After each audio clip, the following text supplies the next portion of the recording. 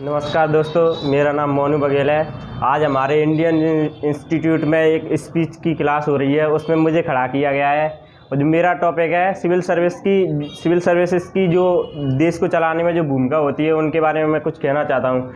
किसी भी राष्ट्र या देश को चलाने के लिए कि विधान या कानून की ज़रूरत पड़ती है। विधान बने ही विधान वो विधायिका बनाती हो, लेकिन उन्हें जो कानून बन जाते हैं उनको जो लागू करवाती है वो जो कार्यपालिका करवाती है। उसमें जो स्थायी कार्यपालिका है उसकी मैं बात करना चाहूँगा। जो सिविल सर्विसेज हैं, भारत में सिविल सर्विसेज की शुरुआत अंग्रेज़ों के समय से हुई थी। 1926 में एक ली आयोग के तहत जो भारत में यूपीएससी का गठन हुआ था, उस समय से अब तक यूपीएससी चलता आ रहा है। और जो यूपीएससी जो केंद्र का है, जो सभी राज्यों के लिए जो कलेक्टर वगैरह आईएएस आईपीएस वगैरह जो दिलाती है, तो किसी भी देश के लिए जो एक नींव होती है, जो देश को चलाने के लिए एक विकास की ओर ले जाती है। अगर किसी देश को अगर सही तरीके से चलाया जाए तो उसमें जो कानून बनाने वाले हैं, उसको फॉलो करने वाले हैं, उनके ऊपर डिपेंड करता है कि कानून कैसा बनाया और उसे कैसे तरह से चलाया। तो सिविल सर्विसेज को जो यूपीएससी लेती है वो तीन फॉर्मेट होते हैं। उसके जो पहले प्री होता है, फिर मुख्य परीक्षा होती है, उसके बाद इंटरव्यू होता है।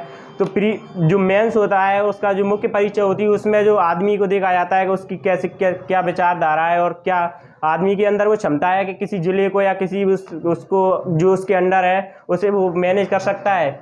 जो अगर कोई वो कलेक्टर किसी राज्य वो ज़िले का बन जाता है तो उसे ज़िले के जो लोग हैं उनके बारे में थोड़ी जानकारी होनी चाहिए, उसकी जो भाषा है उसके बारे में जानकारी होनी चाहिए। और जो उसके जो कर्तव्य हैं वो सबसे ज़्यादा उसके कर्तव्य डिपेंड करते हैं कि किसी देश को कि वो कितना ऊपर आगे ले जा रहे हैं कि कितना डिबा रहे हैं। जो उसके अपने कर्तव्य के प्रति समर्पण है और जो उसकी वो कर्तव्य निष्ठा है और जो सहिष्णुता है कि किसी भी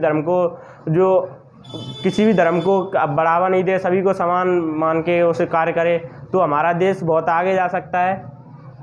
और जो उसका जो सबसे मेन वो जो होता है उसकी क्वालिटी है जो उसे सभी लोगों से अलग करती है, वो है उसकी डिसीजन मेकिंग पावर, जो उसे कठिन परिस्थितियों में भी जो निर्णय लेने की क्षमता को उसके सभी लोगों से अलग करती है। जो उसकी एक अलग से जो पहचान बनाती है कि वो कुछ है, जो अगर कोई गलत सिचुएशन आया उसमें उसे क्या डिसीजन लेने हैं, क्या सही होगा क्या गलत होगा, जो सब कुछ उसी को, क्योंकि कुछ ज़िले में कुछ भी होता है तो सभी को उसी को जिम्मेदार ठहराया जाता है।